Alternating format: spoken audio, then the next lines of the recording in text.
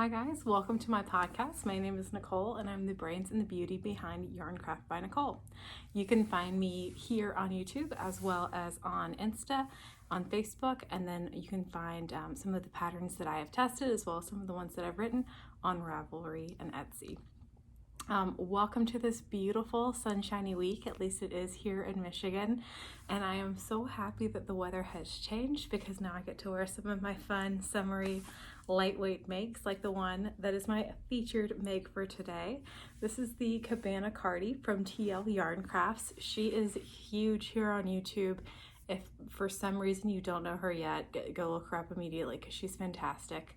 But I got to test this cardi for her last year. It is a cocoon cardi, so it's one big block basically that you seam up the sides to make the arms, and then you go around the middle a couple of times. But it is absolutely beautiful. She used a variety of stitches in creating this pattern, and it's just fun, summery, and lightweight. I made mine with cotton yarn, which is awesome because I throw this in the washer and the dryer, and it is held up great. So that is the featured make for this week. It is finally warm enough here to wear things like this and not have to wear a big jacket over them. So I am absolutely thrilled with that change in season. For this make, I used a yarn called Denim DK, and it's great. It almost kind of feels like jeans a little bit, and they have a variety of colors. I got this when I was working at the Wooden Needle, which is a yarn shop in Kentucky, and when I saw it on the shelves, I knew that I needed to play with this yarn, and it behaves beautifully. So that is the featured make for this week. Now we will get on into whips and finished objects. And I will tell you, I can't show you a lot of my whips right now because my biggest one is a secret. I can't show it to you yet, but you'll see it soon enough. But I do have a couple that I have either recently finished or have started as kind of, I don't know, a palette cleanser, if you will, going between the big project and then some other ones. So this one I made from Tony Lipsy, that's TL Yarncraft, the same person who designed the cardigan. I made this from her book, the Tunisian Crochet Handbook, which has been incredibly popular and a great way for people to get into Tunisian crochet if they haven't tried it before. The biggest difference between Tunisian crochet and traditional crochet is Tunisian crochet has a longer hook, and you hold loops on your hook the same way that you would do in knitting, but use the hook to do a backward pass to collect your stitches. So it's kind of a blend between knitting and crocheting, and a lot of designers are using it now because it gives a unique texture that you don't get with traditional crochet or knitting. So this is the first thing I made from her book. It is called the Kensington Tote, and I used Stitch Together's colorway for the yarn shop that I used to work for called the Wooden Needle Jewels, and I absolutely love how bright and colorful this is. The pattern from the book calls for, I believe, a jumbo or an extra chunky weight yarn.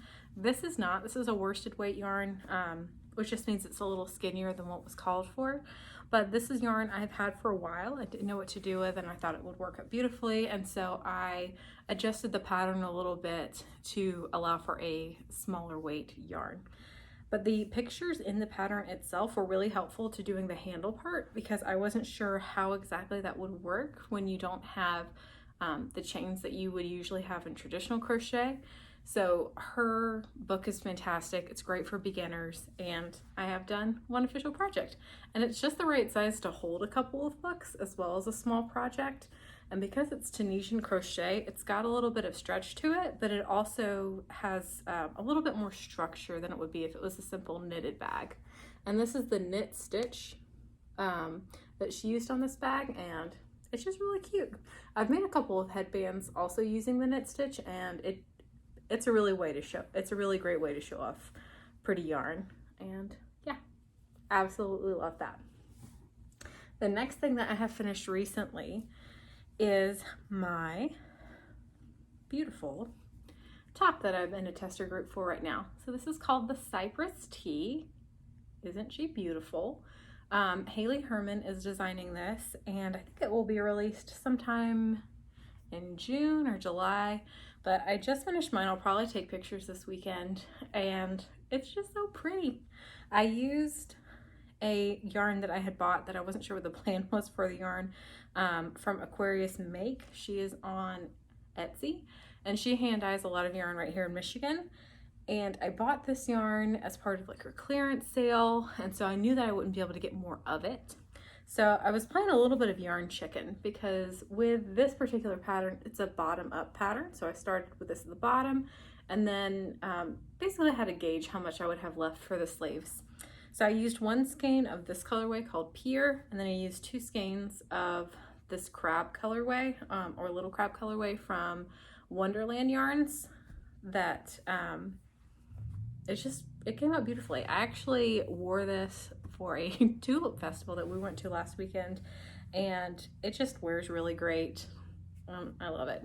So that is a Cypress Tee coming this summer from Haley Herman. You can find her on Instagram as Haley Handcrafted.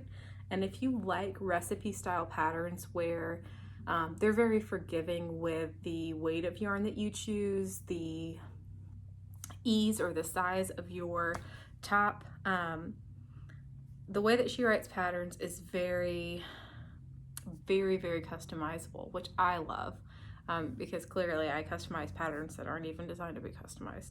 So I absolutely love testing for her. She's great, and I love this stitch pattern that she has going on here. It's adorable. Some people in the testing group have made a little bit longer sleeves. I think in her original one, the sleeves stop about right here, which is also super cute. I did mine in a sport weight merino wool, but other people did theirs in a cotton, and those are stunning. And so you should check out the Cypress Tee from Haley Handcrafted when that comes out. So those are the 2 things that I've been working on that are finished and that I used a pattern for. And then this pretty thing is me using yarn that I had in my stash that I wanted to go through and try to use some of my stash items before I bought new yarn for other things. So I am working on a baby blanket that will probably end up in my Etsy shop. Lots of colors, surprise, surprise. And for this blanket, I didn't have a pattern for it, but basically I'm just doing the granny stripe with some rows of single and double crochet every 7 rows of granny stripe. But I really am enjoying working with this yarn. This is Baby Bee by Yarn Bee. Their Sweet Delight yarn. They are calling this, what level are they calling this? They're calling this a DK weight yarn, and that's probably fair. I'm using a G hook. It's clear, it's hard to see. I'm using a G hook with this, and it's working out beautifully. I had this left over from a little gnome I made that was adorable. And then my brother-in-law actually got 2 skeins of this for me as part of the box of yarn that he gave me for Christmas, which I hadn't started using yet. And I'm very excited that it's the same weight and the same brand as the gray, and they play really well together. So I'm excited to see this come together and create this cute little baby blanket that's just happy and full of life. So those are my current finished objects and whips. Again, I can't show you the secret one yet, but it's very cool. It involves a lot of linen stitch squares, which I will probably do either a pattern on a variation of a linen stitch square or talk about how much I love them, because I use them in a ton of blanket projects, and they're very easy to use scraps with, and we'll talk about that in another video. My deep love for the linen stitch square. So I'm not going to move on into yarn love. And again, I've been trying to be good. The shopping that I did for local yarn store day last weekend, it was all for current projects. So you've seen it in this, you saw it in the Cypress Tee, because I got a second skein of this, and then the secret project, which again I'll show you later, but that's the only new yarn I've bought. So I haven't bought much more hand dyed, but I did buy my first ever kit from Lion brand, and they are known for having great kits. They work with some wonderful designers that I love to follow. And so when I saw the Timberwood tank from Janine of KnitsnKnots, she She's fantastic. I bought her sweater book, which maybe I'll do a whole other video on the books that I bought this year. But I bought her sweater book. It's called Modern Crochet Sweaters, and I haven't made anything from there yet, but this Timberwood tank is this beautiful sleeveless. It almost looks like it's knit. It's got short rows. It looks semi-complicated, but also like I would want to wear it all the time. So she did a kit with Lion Brand for that tank, and I haven't started it yet, but I probably will over this weekend. And so this is the yarn I bought for that. It is called Marmalade, and it is a superwash merino wool from Lion Brand. It is a DK weight or a level 3 yarn, and it's absolutely beautiful. It's soft, it's not scratchy at all, it's got a good ply to it, so your stitches will show up really well, and I'm just really pumped. There were a ton of different colors that you could choose from. The one that she did was in like a beige, the one that she had for her promotional pictures. We know that I generally gravitate towards color, and I didn't think I had anything quite this shade. Like even what I'm wearing right now, this will be a little bit warmer, and I thought it would look pretty with my hair and complexion.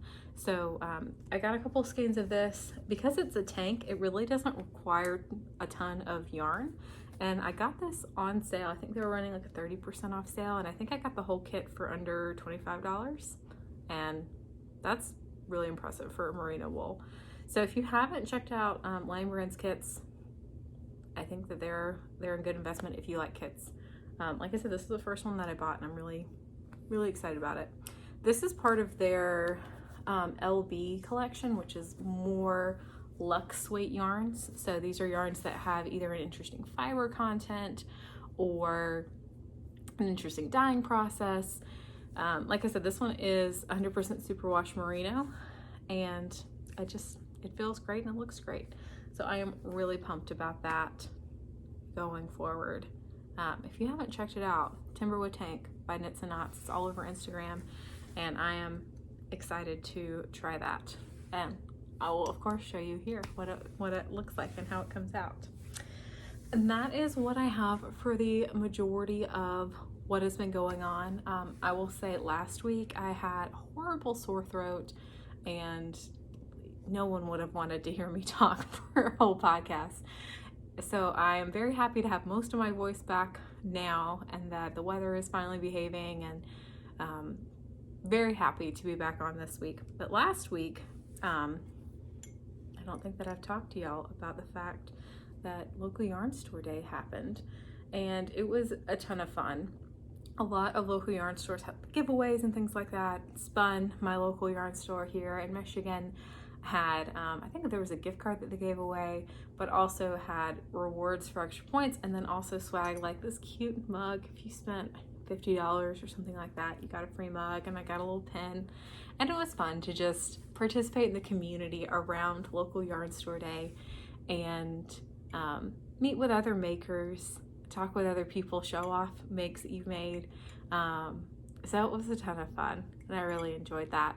And that idea of community, both here on social media as well as like in brick and mortar places, is what I can't let go of this week. When I think about some of the community that I have been happy to be part of on Instagram with different makers and different crocheters, it's just such an encouraging environment for the most part. I haven't had any bad experiences, and it's been good to see people really embracing their craft and taking chances and taking risks on that going forward. And that is what I cannot let go of this week. So if you have some time this weekend to take a minute and enjoy your craft, please do. And I will see you here next time. Bye, guys.